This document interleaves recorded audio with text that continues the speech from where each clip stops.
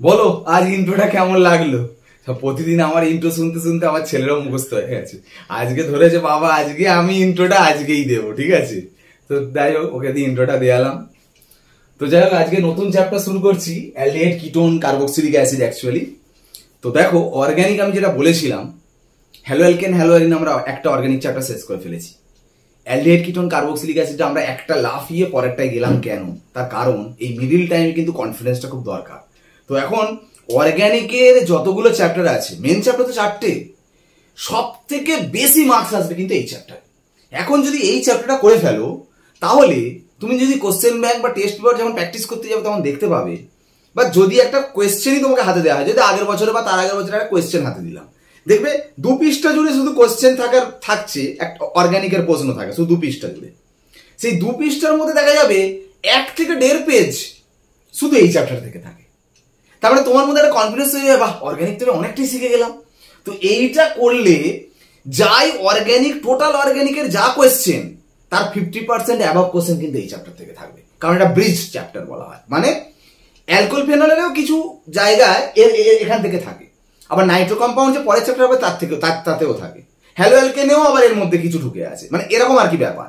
সেই জন্য এটা করলে তুমি অর্গানিকে ভাবো 50%, অর্গানিকটা আসে 20 নম্বরের মতো, ধরো এইচএস এর রেসপেক্টে যদি বলি, সেখানের মধ্যে 10 মার্কস তুমি শুধু এই চ্যাপ্টার থেকে হয়ে যাচ্ছে। ভাবো তাহলে অর্গানিকটা একদম স্ট্রংলি স্মার্টলি একদম যদি করে ফেলতে চাও, এটা কিন্তু ভালো করে করতে হবে, একদম প্রথম থেকে কিন্তু সুন্দর করে করতে হবে, ঠিক আছে? তো প্রথমে আমরা অ্যালডিহাইড কিটোন প্রিপারেশন করাবো, প্রস্তুতি, ঠিক আছে? প্রিপারেশনের 2টো ক্লাস, আজ ক্লাস 1-এ প্রিপারেশন, আজকে 5টা ক্লাস, মানে 5টা ইম্পর্টেন্ট প্রিপারেশন নিয়ে আলোচনা করব, ঠিক আছে? তো ফার্স্ট প্রিপারেশনটা নিয়ে আলোচনা যেটা করছি, dry distillation of calcium salt of carboxylic acid. Carboxylic অ্যাসিডের ক্যালসিয়াম লবণের শুষ্ক পাতন। দেখো, কার্বক্সিলিক অ্যাসিড মানে তোমরা সবাই জানো RCOOH, তাই তো? এটা কার্বক্সিলিক অ্যাসিড। তো আমি এই কার্বক্সিলিক অ্যাসিড থেকে ক্যালসিয়াম সল্ট কি করে বানাবো? অ্যাসিডে বেস দিলে, অ্যাসিডে ক্ষার দিলে তবে তো লবণ হবে, সল্ট হবে। তা বেস মানে কোন বেস দেবো? সোডিয়াম হাইড্রক্সাইড নিশ্চয়ই নয়। তো ক্যালসিয়াম সল্ট বানাতে গেলে ক্যালসিয়াম হাইড্রক্সাইড দিতে হবে। তো ক্যালসিয়াম হাইড্রক্সাইড মানে কি? CaOH2 এটা দেবো, তাই তো? দিলে সল্ট হবে। তা সল্ট কি করে হবে? জলটা বেরোবে কিভাবে? এই তো HOH জল বেরিয়ে গেল। তো এই OH আবার কি হবে? তার মানে কার্বক্সিলিক অ্যাসিড 2খানা নিতে হবে, তার মানে এই H থেকে আবার এই OH থেকে দেখো জলটা বেরোলো, তাই না? বেরিয়ে গেলে তার মানে কি তৈরি হলো? RCOO, দেখো লিখছি RCOO, এদিকেও RCOO, এই দুটোর সাথে কে জুড়ে যাবে? ক্যালসিয়াম। এই দেখো ক্যালসিয়াম জুড়ে গেল, ঠিক আছে? এটাকে আমরা শর্টে লিখবো RCOO(CA). এটাই হচ্ছে কার্বক্সিলিক অ্যাসিডের ক্যালসিয়াম সল্ট। এর ড্রাই ডিস্টিলেশন মানে শুষ্ক পাতন করব, মানে হিট করব এমন যেন পুরো শুকনো করে, মানে বুঝতে পারছো, শুষ্ক করে। মানে ব্যাপারটা হচ্ছে শুধু তলায় সলিড মেটেরিয়াল পড়ে থাকবে। সলিডটা কে জানো? এটা মনে রাখবে, ক্যালসিয়াম কার্বনেট, চকের গুঁড়ো তলায় পড়ে থাকবে। CaCO3 কোনটা? এই দেখো CaCO3, এটা তলায় পড়ে থাকবে একদম সলিড হয়ে।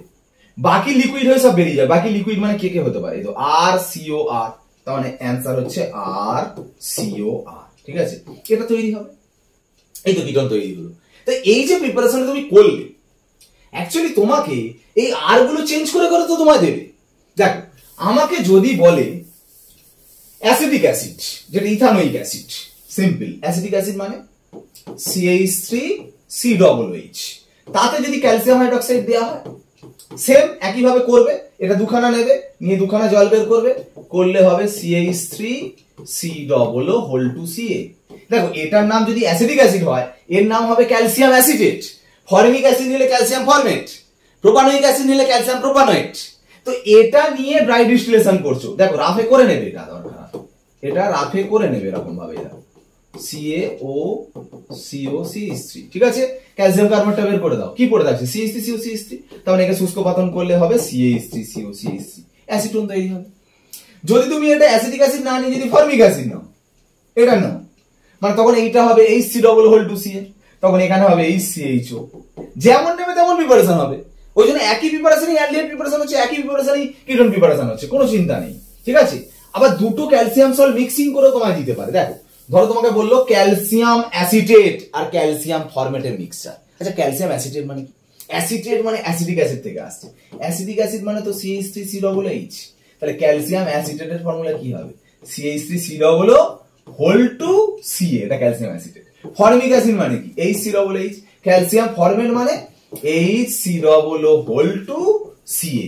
এই দুটোকে মিশিয়ে যদি আমরা হিট করি কি হবে?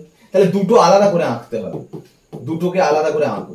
একটা ক্যালসিয়াম অ্যাসিটেট আঁকো, দেখো আঁকলাম ক্যালসিয়াম অ্যাসিটেট, আর একটা ক্যালসিয়াম ফরমেট আঁকছি, দেখো ক্যালসিয়াম ফরমেট আঁকছি, আঁকলাম। এই যে আঁকলাম, ক্যালসিয়াম কার্বন বেরোবে, CaCO3 তলায় পড়ে থাকবে, এরও তলায় CaCO3 পড়ে থাকবে। কিন্তু দেখো এখান থেকে কি তৈরি হলো? CH3COCH3, এটা একটা প্রোডাক্ট। HCHO, এটা একটা প্রোডাক্ট। কিন্তু এগুলো মাইনর প্রোডাক্ট। মেজর প্রোডাক্ট কোনটা দেখো? CH3CHO, এটা দেখো CH3CHO। তার মানে মেজর প্রোডাক্টটা ক্রসটা হবে, তো হবে যেটা CH3CHO। এগুলো হবে CH3COCH3, HCHO, মানে দু রকম নিলে তিনখানা প্রোডাক্ট হয়, তার মধ্যে মেজর হচ্ছে ক্রস প্রোডাক্টটা। বুঝা গেল? এইভাবে তুমি প্রিপারেশন করছো। তো আমরা নেক্সট প্রিপারেশনে যাচ্ছি, দেখো রোজেনমান রিডাকশন। রোজ গোলাপ ফুল, গোলাপ ফুলের বিচারণ, মানে এরকম ব্যাপার নয়। রোজেনমান রিডাকশন একটা সায়েন্টিস্টের নাম অনুসারে হয়েছে। তো এটা কিভাবে করবো দেখো, কি ব্যাপারটা। অ্যাসিড, দেখো একটা কথা বলি, এই যে এক নম্বর প্রিপারেশনটা করালাম, সেটা কিন্তু কোনো মুখস্থ করা যাবে না, বুঝে করতে হবে। কারণ কম্পাউন্ড চেঞ্জ করে দিলে প্রোডাক্টও চেঞ্জ হচ্ছে। কিছু কিছু রিয়াকশন আছে না, তুমি বুঝবে তো অবশ্যই, মুখস্থ কিন্তু করতে হবে সময় বাঁচানোর জন্য। যেমন রোজেনমান ডাইরেক্ট মুখস্থ করা যায়। যেমন রোজেনমান্ডে অ্যাসিড ক্লোরাইড RCOCl এ যদি তুমি H2PD আর BaSO4 দাও, তাহলে তৈরি হয় RCHO। এটা লোক কিভাবে মুখস্থ রাখে না, COCl টা CHO হয়েছে, মানে Cl উঠে H এসছে। কিন্তু আগের গুলো এইভাবে মুখস্থ করা যাবে না, এটা করা যাবে। যেগুলো মুখস্থ করা আমি বলে দেবো, কিন্তু মুখস্থ করাটা মানে বুঝতে তো হবে, কেন কি করে হলো তো বুঝবে। কিন্তু মুখস্থ করাটা কেন ভাই, পরীক্ষার সময় যখন দেবে ডাইরেক্টলি দেখেই সঙ্গে সঙ্গে অ্যান্সার করার জন্য মুখস্থটাও রাখতে হবে। ঠিক আছে, যাই হোক, এইটা যে আছে এদিকে এটা কি করে হলো, এটা হচ্ছে রিডিউসিং এজেন্ট, বিজারক পদার্থ। দেখো H2 যখন দুটোই সেম পরমাণু বলে বন্ডটা যখন ভাঙে না, ডটে ভাঙে, দেখো H ডট H ডট। এবার এই যে ডাবল বন্ড বা ট্রিপল বন্ড ডটে ভাঙবে, যেহেতু এটা ডটে ভেঙেছে, এও তখন ডটে ভাঙবে। দেখো এই বন্ডটা যদি ভাঙে তখন O ডট আর C ডট। এবার দেখো এই H ডটটা এখানে ঢুকলো, এই H ডটটা এখানে ঢুকলো, ঢুকলে কি হবে? আর সি, এই ও এর সাথে H, এখানে একটা H ঢুকলো, এটা তৈরি হবে।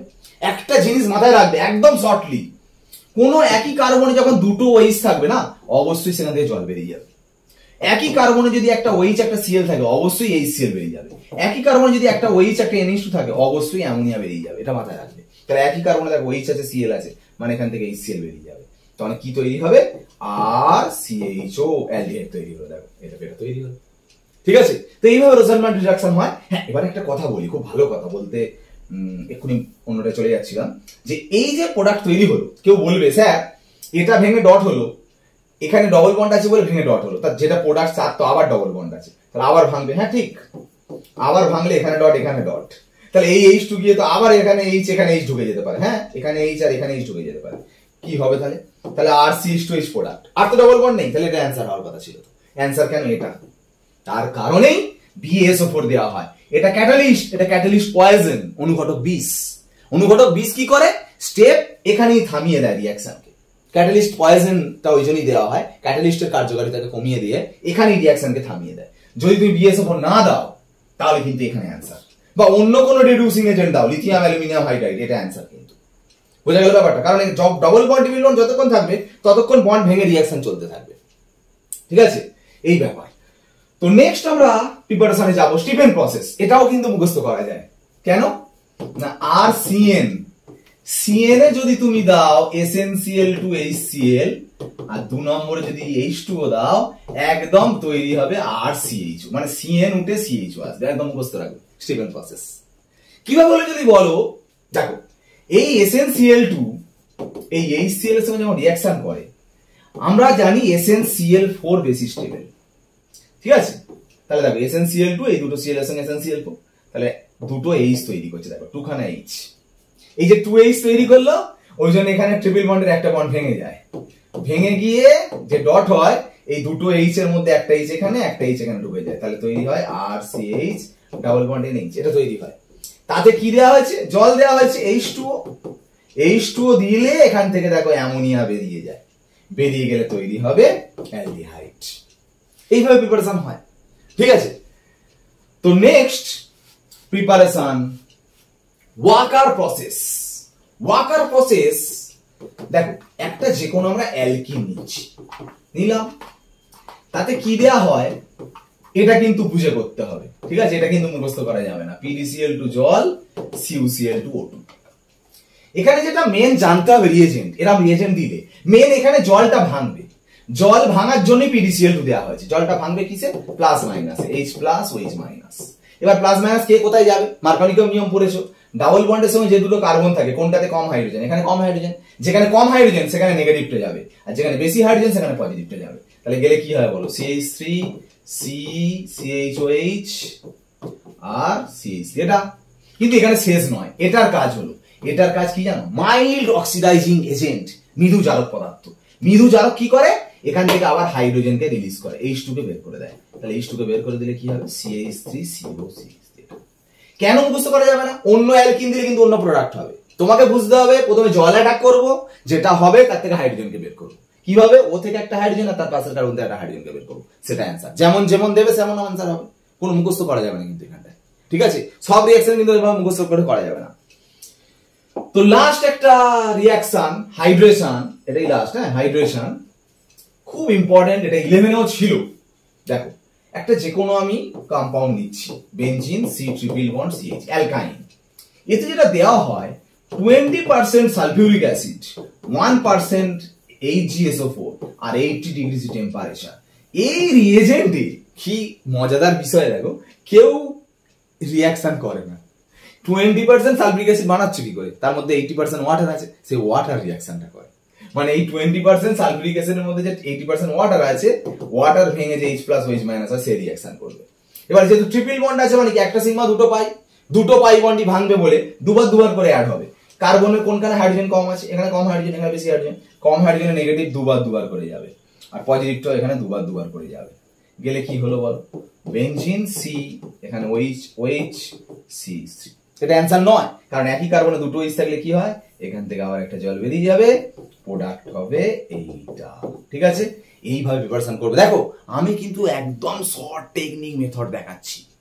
আমরা কিন্তু যখন যেমন মেকানিজমে ঢোকার কথা সেটা আমি বলে দেবো সেই সময়, ঠিক আছে? তো প্রিপারেশন গুলো এইভাবেই করবে। একদম ইম্পর্টেন্ট জিনিস করানো হচ্ছে, একদম ফার্স্ট টাইম একদম ভালো করে প্রথম থেকে করো।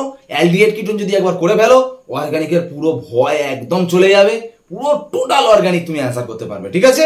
আবার পরের ক্লাসে চোখ রাখো, প্রিপারেশনের পরের ক্লাস, এই প্রিপারেশনটা হলেই কিন্তু অ্যালডিহাইড কিটোন প্রিপারেশন শেষ, ঠিক আছে? তো আবার পরের দিনে অবশ্যই চ্যানেলটাকে ফোকাস রাখো। আজ ক্লাস এখানে শেষ করলাম, বাই।